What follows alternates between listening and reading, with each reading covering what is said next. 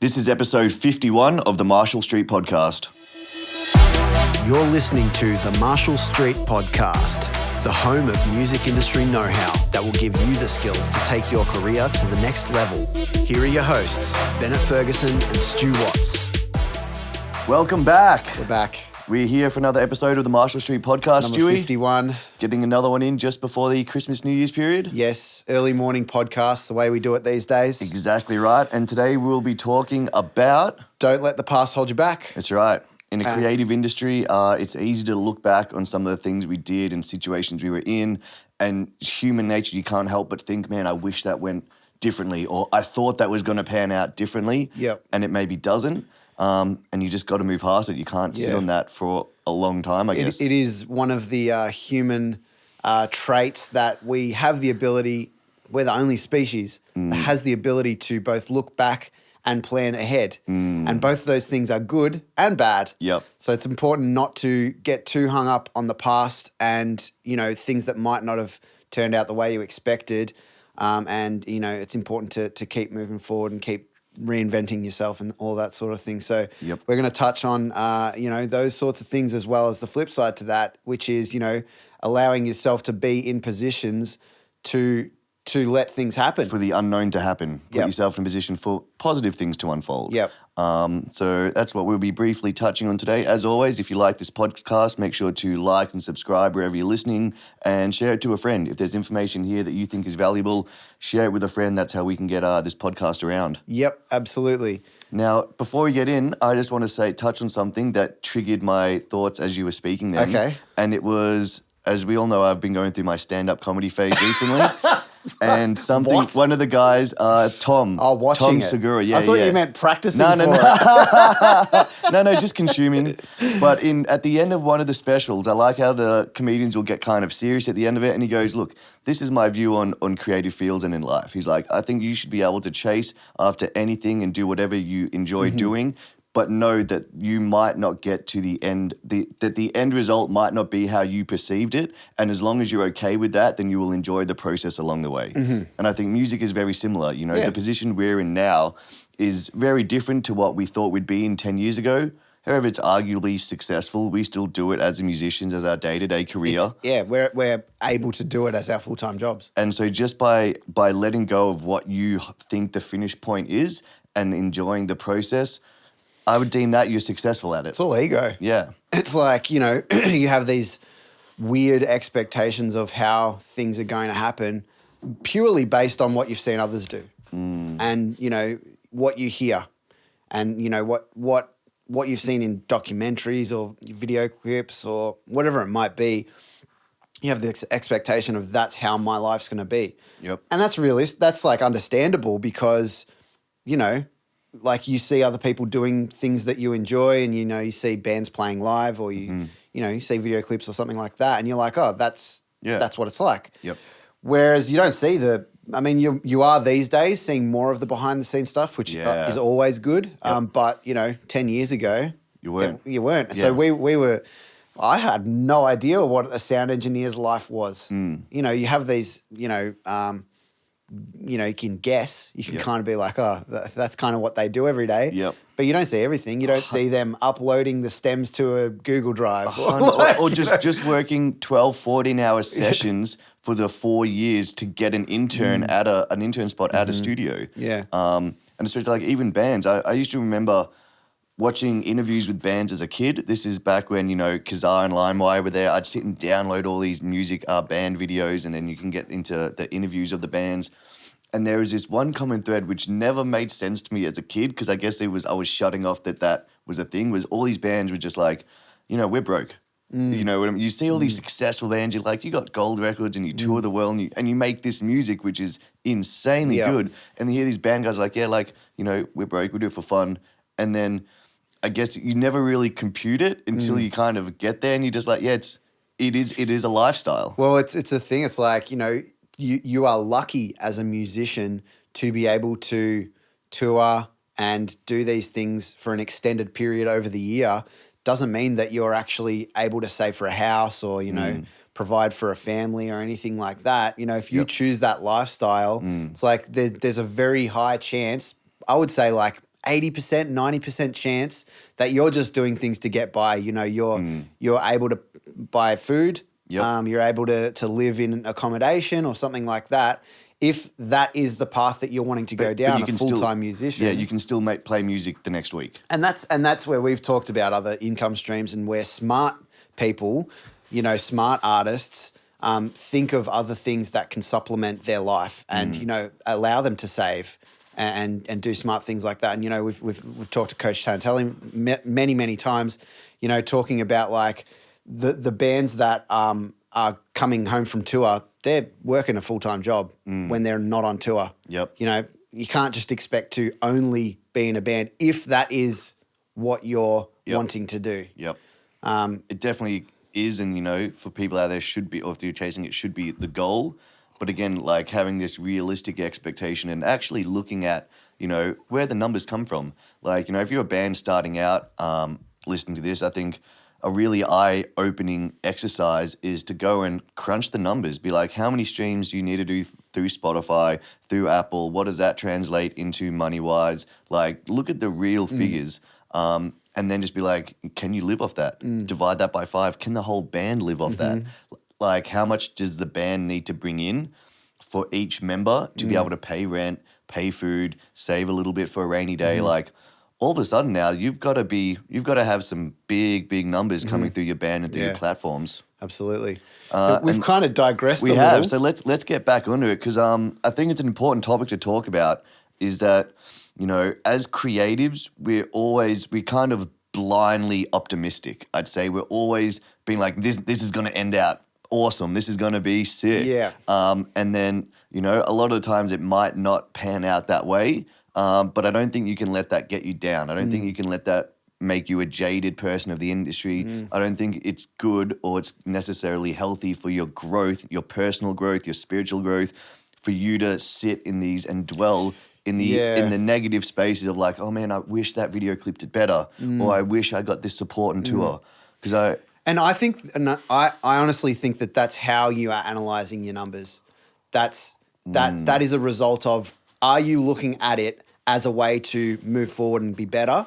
Or are you looking at it compared to other people, compared to other artists and stuff like that? Because if you're going, why didn't my track get 10,000 views in its first week? Yeah. That band, who I think are shit, got 20,000. Now we're getting into it. That's like a weird thing that all artists do until the point when they realize it's like, okay, I need to be my own judge. I need to look at my own numbers and go, okay, this track didn't do this amount compared to my other track, or it did more. Why is that? What money did I put into marketing? What video clip did I shoot? Who did I use for recording the song?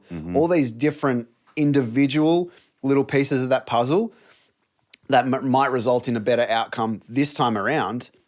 It's not always going to be the same thing. Like, that's such a good point. It's a reflection on you and whether you've grown and are you better this year than last year. And, you know, I'm just talking specifically like Spotify rap numbers, because that's what came out recently, so it's easy to put it to.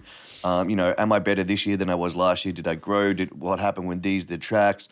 As opposed to going, all right, well, now let me compare me against everyone. Yeah, because that's not the comparison. And factoring this year in, a lot of people are like, oh man, I didn't have as many streams this year, completely ignoring the fact that a pandemic happened and you weren't able to play live. Or they didn't release music. That's going to affect it. I know, and what you were saying about like the thing that artists have, you know, so much of our energy is spent on the actual music, and all of that other business side of things is put to the side until we have to worry about it. And then we might do it a bit half-assed, or we go, oh shit, I need to release a video clip with this. Oh crap, I'll just shoot it myself. Yep. You know, it's going to be a shit video clip. You haven't put months into planning it. Yeah. And so we get caught up. We get caught up on doing the actual task, which is good for the creative process. It's good for the outcome of the song, but not for a business. When you're looking at music as a business, there are so many factors into it. Yep. And as we've said so many times, it's totally fine if you are doing it for the creative purpose 100%. only. Yep. But then you have to look at it that way. Yep, 100%. You can't look at it as if you're a business comparing yourself to other successful bands that have been looking at it as a business. Yep. and going, why don't I match up to them? Yeah. Well, obviously. You're not playing the same game as them, Correct. and that's fine. I know I've mentioned this point before, but I remember for me internally when I felt that, and I know the exact place it was. I was sitting on a friend's balcony, and we'd had a track out, and we didn't get a tour support spot that I thought we should have gotten. Still think we should have got it, but and you know, But this was you could unpack why. There's so many 100%. reasons why you didn't get it. Oh, for sure. And you're looking back, it was like, now that you know how Probably- the industry works, it's like, dude, he just put his buddy on the tour. Yeah, like correct. that was all it was. Yeah. It wasn't anything personal against us. It was just he put his friend on the tour. And you know, I used to get pissed off at that as well. Like when we were in bands, like, 10 years ago, I was in the spin set and stuff like that. I would see other bands, this is so funny. And we've talked about it so many times between our bands. When I was in the spin set and the Playbook were going and we were both coming up at the same time, and Playbook just really went really hard on the getting club gigs side of things. And so they were getting Bang and Next every month. And we were like, fuck, why can't we get it? And then I ended up being in the Playbook, and it's like, okay, I saw the difference in approaches of how you need to approach getting gigs and stuff like that. But it's so funny when you're like, oh man, fuck, why didn't my band get that? And it's so I think funny. that is an interesting experience to be able to go from one band to another and see the difference. Yeah. And that's a lot of the reason why we talk to young artists or try to get them through here is because you don't know what you don't know. Yeah. Like, if you haven't been in a band or you haven't signed to a major that have shown you these things, it's like, hey, this is how you present yourself to booking agents. This is how you get the gigs. Like, until you know that, it's hard to be in a band and have a mature sense of, okay, this is what we need to do to move forward. Because you just haven't seen what's required to take that next step. Yep. And then even coming back to me when we didn't get that support spot, I remember the feeling I was fed up and I was pissed off at like tunes, and I was sitting there and I was like, all of these emotions and everything I'm feeling is from nothing that was within my control.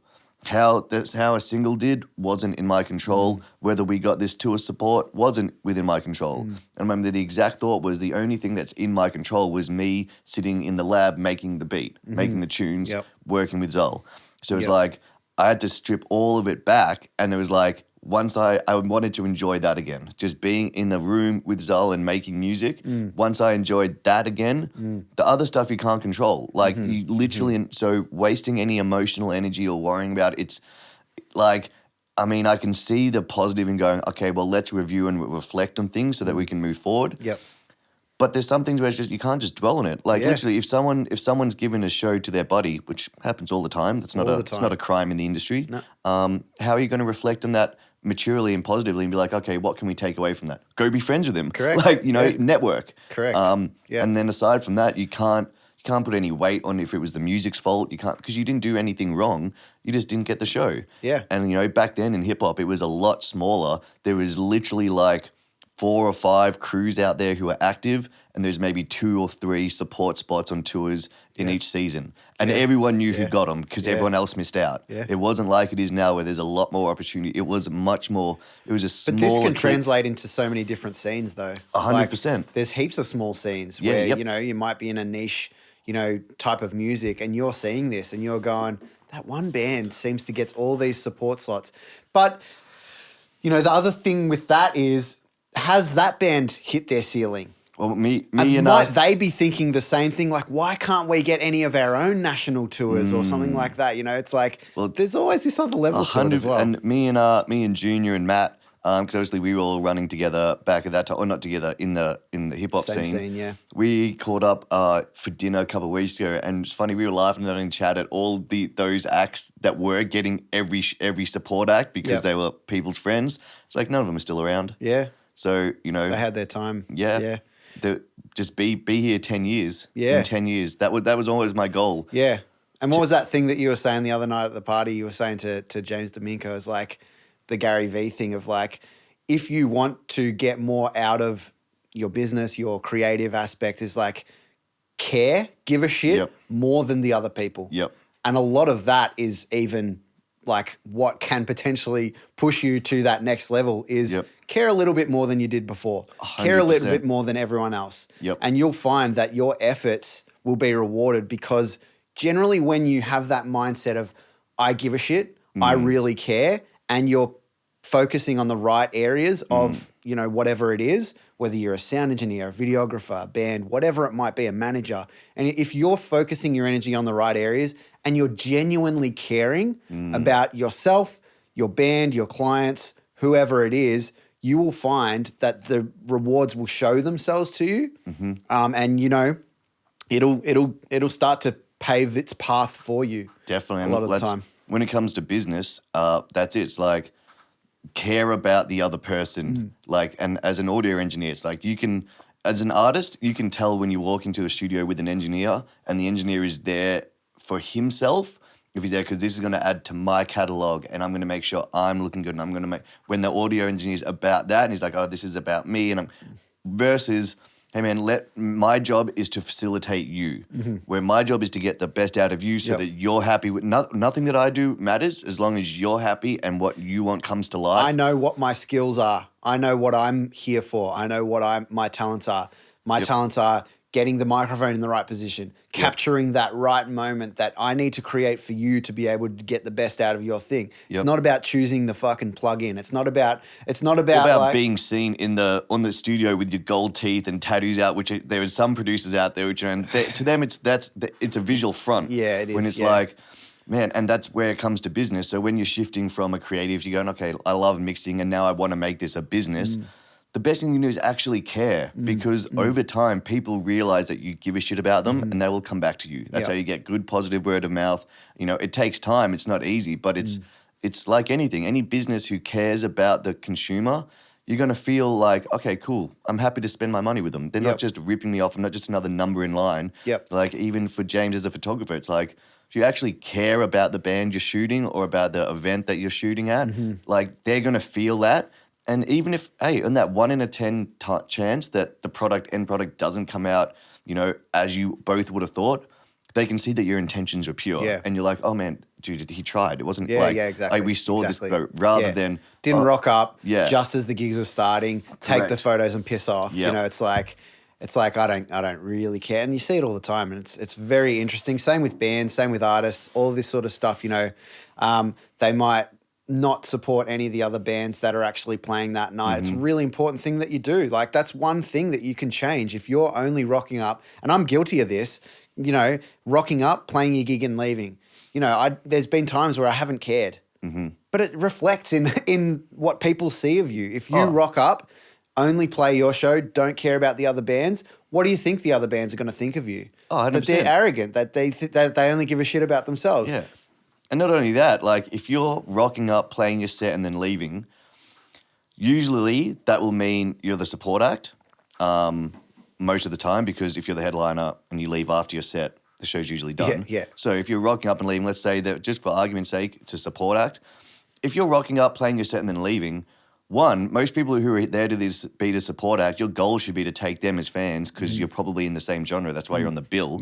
If you and your crew rock up, play a set and leave, how is anyone who may have got there late for traffic, didn't see your set, how are they going to get to see you? Someone might have been like, I just wanted to see them. They come here late and like, they're gone. How are they meant to know who you are as a behind the scenes? Like, they'll see you on stage and stuff. That's 10% of what is important to, you know, if you are wanting to succeed in the music industry, playing your gigs 10%. You can create so many more fans by being a real approachable human that people form a connection with. We talk about Between You and Me all the time. You know, they not only do they record here, but we were friends with them before. And we're also friends with them still now because we've built this relationship. But we've been to gigs. We've seen them rock up before the gig starts, hang out, play their set, and then hang out at the merch desk for another hour. Talking to each individual that comes to the merch desk, signing their stuff, getting photos with them.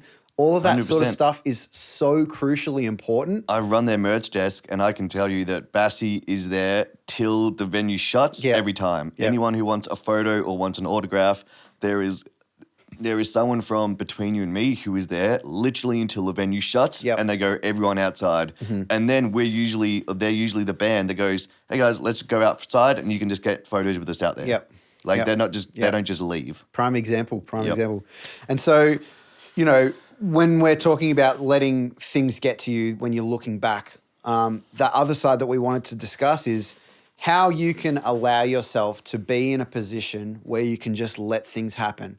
And there's multiple areas of this, there's, being in a recording session, there's, meeting other people, there's networking, there's meeting other bands, there's all this sort of stuff where if you put yourself in a certain position to allow things to happen the way they will without any expectations, that sort of thing can, flourish into new relationships, new working relationships, new friendships, all these different things that may not have existed. Tell us a little bit more about that. Well, I mean, I think it's one. There's a saying that Matt got me onto on their version of the podcast, which is what him and Junior used to do, and that was follow the energy. So if something feels good, go with it. Sometimes the analytical side of our mind will tell us that the best way to get between A to B is a straight line, but there's no straight lines in nature. Like the magic is kind of made in between the lines. So it's like, just because sometimes an opportunity will come up and we don't see the straight linear fashion that is going to improve us or it's going to improve our lives or it's going to take us to the next level, that doesn't mean that that opportunity is not there. Yeah. So, I've seen a lot of artists who will not go to a certain gig or a certain event or won't do this thing with this person because they're like, well, how's it going to get me? They're like, I'm above, like I do better numbers than him. Yeah. Why would I do a track with him? It's like, I want to be up there. But it's like, you don't know, just by you being in that studio, their friend could come in who talks to their friend about you, who is on another level. And then it's like all those things that your brain just can't go straight away. Hey, this to this is going to lead to this, which is what our brain looks for. You got to put yourself in a position for those random events to occur. Like, the fact that I was on my first tour with Biam, like that was a series of random events that led to me being there, which led to us recording the studio, us recording their album. And it's like Eve, I remember when we first started, roughly, and in one of the morning meetings, I was like, "Do you reckon we can get between you and me to record the next record here?" And then I do remember that. And then it was like, "Nah, like they just recorded with Stevie Knight." Is like, this probably isn't the studio that they're going to go to. Yeah. 2 years later, it's exactly what happened. Yeah. So it's like you have to put yourself in a position for these things to unfold, and it's hard because you're kind of fighting that analytical side of your mind. I was going to ask, like, when your brain does start to, what are the sort of triggers that you could look for that could, allow you to reflect on what you're doing or what you're thinking and be like, okay, how do I flip this? Well, I know mine is a feeling that something's not going to work out. Like, and this has come from, and again, everyone is different, and this has come from a lifetime of experiences. And I'll bring it even back to, when I was living in the States and my best friend, I remember the first day when I met him, in my head I was like, I'm not going to be friends with this guy. Like there was this feeling of like, and then we turned out to be fucking great friends and still talk to this day. Sweet. And so there's been times in my life when my first internal gut has been not a negative one, but don't bother here. Like this isn't going to pan out.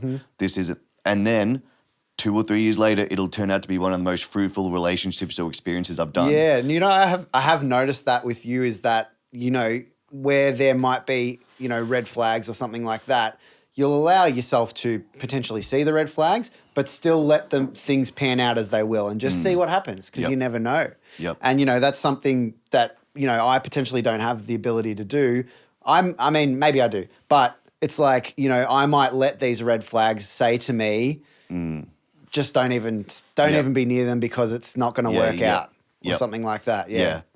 So I'll notice if my gut tells me something instantly straight away, like this isn't going to, I just know because I've had all these situations where I've felt that and it's turned out to be the opposite. So now I will consciously, if I get that feeling, it's like, okay, let's see what is here. And then the other thought that I tell myself when I'm maybe getting in too deep into these situations where like, okay, we need to pull the pin here, is I think of the movie Moneyball. And basically for those, the baseball movie about the guys who looked at baseball in an analytical way as opposed to letting the old school scouts talk about it. And I look at it in terms of when someone finishes watching that movie, they always would like to think and tell themselves that in that situation, they would have done what Billy Beane did. They'd been like, yeah, I would have stuck through it. I would have got there at the end. But in fact, only 1% of people did. The rest of Major League Baseball thought he was an idiot.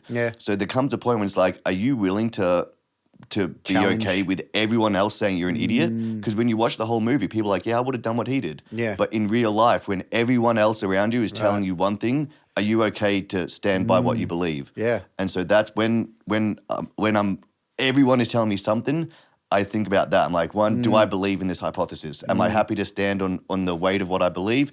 And if so, now you're putting yourself in a chance for that 1% to unfold. I think for me, when I kind of put myself in situations, my approach is always to do the best that I can in the situation that I'm in. Never let a situation stop me from giving my best. And I think that sounds like it's not necessarily related, but what it means is if I'm in a situation with a band that I've just met, or, you know, an artist that I'm working with that, you know, might have been partnered up with, you know, or whatever it might be, I will always give my all in that session, for example, to show those people in that room, this is what I'm here for. This is my life. This is my career. This is what I'm here for. This is my thing. I am this guy right now that is, you know, whatever it is, I'm going to do the best thing that I can.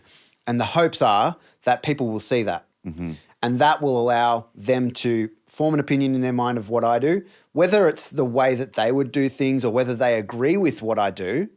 I'm still going to give it my all, and hopefully, and it's not always going to be the way, but, you know, experiences show me that most of the time it does. People see that and they go, he's a hard worker. Yep. I trust him. Yep. You know, and absolutely. I think that starts to spread. Absolutely. That's where word of mouth. And Yep. if you're in a band or if you're an artist, Yep. if you are performing a gig, if you are singing on an album, if you give it your all every single time, people will see that. 100%. And that will spread. That Yep. word will spread. And that's when things start to snowball. Absolutely. And you'll start to get support slots. You'll start to get features on other albums. 100%. You know? And then even if for the few times if someone doesn't resonate with it or doesn't hit with it, like, because there could be so many things, what they went through in their life 10 to 15 minutes before encountering you as an engineer or the band is going to affect it. So there could be Whole time. lifetime of experiences. So there could be things just like, hey man, you did your all, you did your best, and for whatever reason the situation this person was in, it just didn't resonate with them. That's fine. Like these It's are actually, it's also kind of a good thing sometimes for it to not work out. True. But it's definitely, it's not something you should sit and dwell in. 'Cause Totally. Again, it's not in your control. Yep. And then that reminded me of the band 12 Foot Ninja, who I remember when they were writing their EP, their album, the first one that went nuts. I can't remember what it was called. But as they were writing that, they were playing all these shows. And I was speaking with Nick, and their goal it was about 12 months leading up to it. Their goal as a band, they would go, we are going to be better than every headline band we play with. Their goal was to blow every headline band out of the water for the next like 12 months while they were playing support spots. Yep. And he's like, and we did. We went down there, and then they got like, because they've got the ninja outfits, and they've got like, they took their whole live show up a notch. And he's like, man, any support act that we got, we blew the headliners out of the water so badly that when this album dropped, they had fans that already knew their songs. And it's like, then they won the Metal God Awards and then touring the US, and they just crushed it because they just went, any opportunity we get, we're going to fucking give it our all. Not them. I've seen another band. Like, this is a funny example, is I saw Newfound Glory support Sum 41, right? So this is back in 2003, I want to say. It was at Festival Hall. I was going to say, I saw Sum 41 at Festival Hall. Yeah, so this was, I think, 2003. Wasn't it that one? It might have been Does This Look Infected, or the album after Chuck, maybe, or one of them. And Newfound had only released 2 albums, self-titled and Sticks and Stones. And they came out and went absolutely nuts. And before that, I didn't really have that high opinion of Newfound because I was just like, they're kind of this like, I was into like hardcore stuff. Yeah, they were a little too they were poppy. like too poppy, too soft. Too bubblegum pop. And then I saw them and they killed it live. And Sum 41 played well. Yep. They didn't play like Newfound played. Right. And then my opinion of them just Totally changed from then on. Yep. And it's the best feeling. It's like, man, that band was sick. Yep. And then you go back and you listen to their albums. Yep. And this is just an exact 100%. example of 12 Foot Ninja. That's exactly how it would have happened. People would have seen them. Yeah. That didn't know who they were, would have gone, this is impressive. Yeah. I rate this. Yeah, I'm going to go check out their catalog. Yep. And that's when the album just goes nuts. 100%. And it's like there. So you've got to you got to put yourself in a position for these things to just unfold. Like you never humans are such weird creatures. We love telling people, hey man, like I found out this band, they're not big yet. Let me tell you because I want to get you into them early so that when they're huge, you're like, yeah man, I was on that early. Yeah. Marshall told me about that. Yeah, band. there's so many weird things about humans that it's like the big takeaway from this is,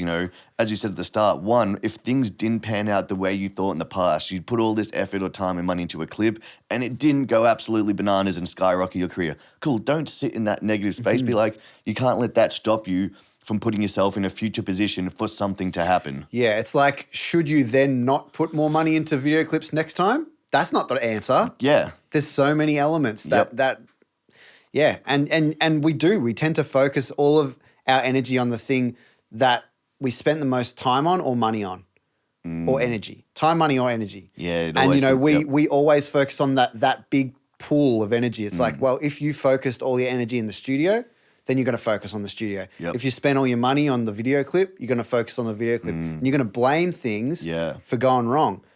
In actual fact, there's so many other factors. You're not even looking at everything else that's happening at the same time. We're talking about this time of year, Christmas time, leading up to festival season. There's so much going on that's extra to your release. If your release doesn't turn out the way you want it to in December, there's probably a good reason that it's got nothing to do with you. Yep. And so, there's so many things that are outside of your control. Why would you get hung up on it? And why would you keep continuing to focus and let it dictate what the rest of your career is going to look like? 100%, you just can't. Because it's almost debilitating if you do. Yeah. And I mean, even as you're saying, that's funny. We not only, I think, do we constantly look back on what we've put our most time, money, or effort into, but we tend to always look back at the negative things and think how they could have been better, rather than looking back on all the positive shit and how we nailed that one. Like all the cool stuff that we did or how this one came out good. It's like, spend some time reflecting on that, the wins that you've notched up, rather than, oh man, look at all the L's I took along the way. And how quickly you can do that thing from now on because you've done it before. Yeah. We've talked about this before, the amount of time that you spend learning things. Every time you do it, you get better at it. Yep. And so if you've spent a lot of time and energy into mixing a song or putting together a music video, chances are you can do it in half the time next time because you know what to look out for. Yep. And so that's a positive thing to look 100%. back on and go, I know now that I can do that in half the time. That is a win. Yep. That's a huge win. Yep. Yes, absolutely. You got to flip it around. Yep. Look at it. It's okay to look at negative things. We're not saying don't look at the negative things. Yep. Just don't dwell on them. Yep. Don't let them dictate. Don't let it get in you. Don't let it make you negative about the future. Yep. And other than that is allow yourself to be in these positions with other artists, networking in other studios that you might not have worked with. Go to shows. Yeah, Introduce you to that person. If you're at a gig and you see that person hanging at the bar and you just know you're like, that's the dude who put on tonight. Go and introduce yourself, as an artist. Be like, hey, I just get talking to them. I may have seen you at a couple of other gigs, or if you're putting on tonight, if you ever have a support act pull out, I'd love to be able to jump on. That's a great way to just start off networking and getting shows. Other ways is if you're wanting to be a live sound engineer and you see a sound engineer killing it that night, go up and say, hey man, great job. What's your name? I'm Stu or whatever. 100%. The chances are, I've been there. I did live stuff for quite a while. I've done it, 20, 30, 40 shows maybe. It doesn't happen very often where someone comes up to you and says hello and gives you a congrats about the show or something like that. The underappreciated technicians. But just the same thing. You might think that that person gets bothered all the time. They probably get sick of people telling them that they did a good show or something like that. Don't let that stop you. Yeah. You still, and it's probably not true. Yeah, and the other thing is care. Actually give a shit. Go up to the dude, be like, hey man, you're actually this show sounds crushing. You're like, I actually kind of want to learn live sound. If you're ever mixing in the future and you need someone to intern or just run cables for you or set up mics, I'd love to be able to just watch you work again. Yep. That's it. Because you actually care about them. Like, hey, can I make your job easier? Yes. Not, hey man, you're awesome. Can you teach me how to be you? Yeah. So I can take your jobs? Like that. Like actually care about the person you're talking to, and the relationship will grow. It will nurture because it's not just a one-way street. It's not just take. Yep. Love it. Nice. Well, I think that wraps it up. I think we got some good knowledge in there for people. Yep. And as always, if you have any more questions, please reach out. again, this is what we were just saying. You might think that we're getting questions all the time. Reality is we're not getting that many questions. Yep, We want to reach talk out. to people. You know, we want to get involved in helping this community Yep. get better at, And the questions that we get online and in person are the same 5 to 7. It's people, And they're great questions, Yeah, but people we want- struggle to meet people. People struggle getting their first gigs. How do producers? How do I meet rappers? Rappers, how do I meet producers? Or I'm a one-man band and I need to find other band I members. need a songwriter. I need Yep. this. And It's recurring. but that's what we're here for. So, Correct. so reach out in our Instagram DMs. Yep. As always. At Marshall Street Studios, Bennett Marshall Street, Stu Watts Audio. Yep. Remember Just to search for like them. and subscribe if this podcast has been useful, and share it around. Share it with a friend. It's what we're here for. Absolutely. We will see you next time. Thanks for joining us. Peace. Peace.